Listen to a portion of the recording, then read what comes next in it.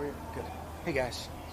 Okay, as far as the injuries are concerned, Quentin Lake, Kevin Dotson, Kobe Durant will be listed as limited.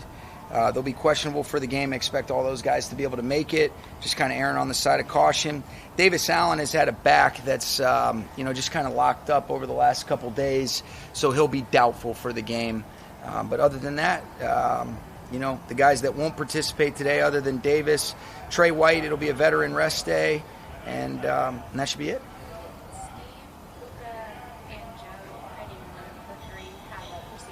Steve did. Yeah, it went well. He's doing good. He's in good spirits, smiling like normal. The other two did not. Was it more significant than a sprain, or is there something? No, it was just, no, it wasn't anything different than what we had expected. It was just kind of this accelerates the healing, the approach that we took. Coach, is there an ideal number that you'd like to have Matthew throw the ball at? No, I wouldn't say that, Dennis. I mean, you go into games, everybody wants to talk about run-pass balance. There's certain situations and, different things that dictate different approaches. And so ultimately I'm interested in, how do we most efficiently move the football and score points? That's the most important thing for us. How that is illustrated and how that unfolds is something that, is a case-by-case scenario. Now, I will say this, the best offenses I've been a part of had the ability to do either or. And so what that looks like is something that I can answer those after the games, but I'm not necessarily looking for a certain number because the defense does have a say, and how we best feel like that's illustrated in regards to moving it and scoring points is a week-by-week thing. Expect Brock to play. I do, yeah. He should be good. He's had a really good week, so I do have him.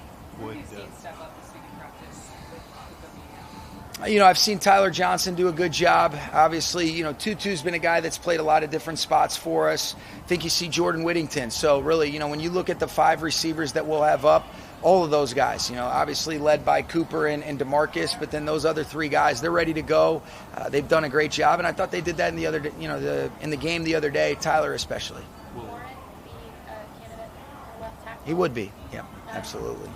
He's vacillated back and forth between left and right. It's a good word right there. Or so- There you right. go, yeah. No, forward. Forward. Damn, too smart for me. Spell that one. But what did you see from him during those reps, and also from his tape with Georgia on the other side? Well, I saw a guy that, has really stretched himself, where there has been growth. I think he's played really well at right. He's done a great job of getting a bunch of experience that we wouldn't have anticipated if it weren't for some of the absences of guys on the left side. And so to be able to play either or, especially when you get back to full health, if he ends up being a swing tackle, that's super important. And so I've been pleased with Warren. He's continuing to grow. I think he's really coachable. The game makes sense to him, and so there's been a lot of good things to see from him. What Kyler Murray? What kind of challenge at this point in his career is he? Yeah, I mean he's continuing to get better and better, but the challenge is that he's a threat to be able to create and extend plays as well as anybody in this league. I mean, you look at it. I mean, if you look at the shot clock on some plays that he's extended over the course of his career, you look at the athleticism. I think he's got the ability to beat you in the pocket, out of the pocket, keeping his eyes downfield as a thrower, and then obviously being able to beat you as a runner. So he is, like I mentioned earlier, he's a nightmare to prepare for. You have to do a great job playing 11 as one, and so we'll have our work cut out for us, but that's what you love about this league. the other side of the ball? Budda Baker, kind of a dynamic playmaker in this league. What kind of challenges he was at? Yeah, I've always had a lot of respect for what the tape looks like when you flip it on and you watch the way number 3 flies around. They use him in a lot of ways. He's got some freedom and luxury within the scheme, but I see a guy that plays with a tenacity, a grit, a relentless pursuit to the football that you can't help but respect. And it's a great challenge for us to see if we can match that. And so he's a guy that obviously we've played him a bunch, and he has consistently been a focal point and somebody that just flashes on the screen because of the way that he plays from the first snap to the 60th snap, all the way through the echo of the whistle.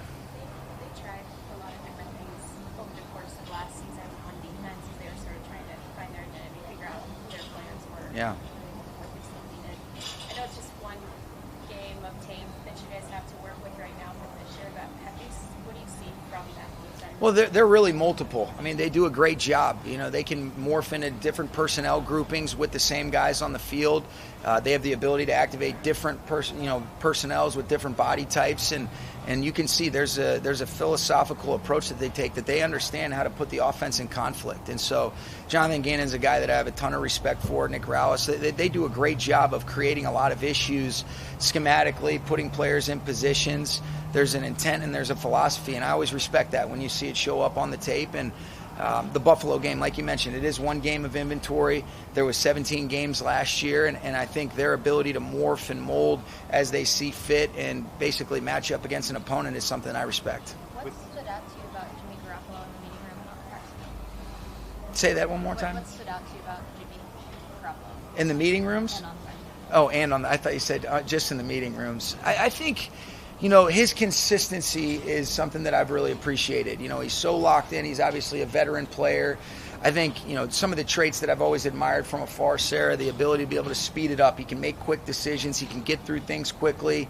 He's just got a really nice way about himself. You can see why all of his teammates have enjoyed him. I'm sure when you guys have gotten a chance to talk to him, he's a great dude. But he's got a lot of experience. He's used it the right way, but he's got a refreshing humility about himself as well, where he can just be one of the guys. And I've loved being around Jimmy, and it's good to have him back in the building. Coach, what type of challenge does back-to-back road games present to your ball club?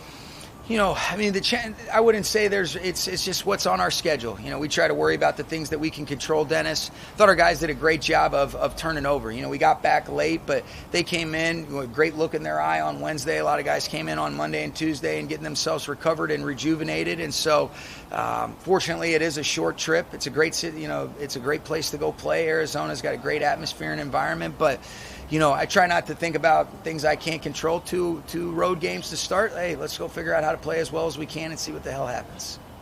Okay? Thanks, guys.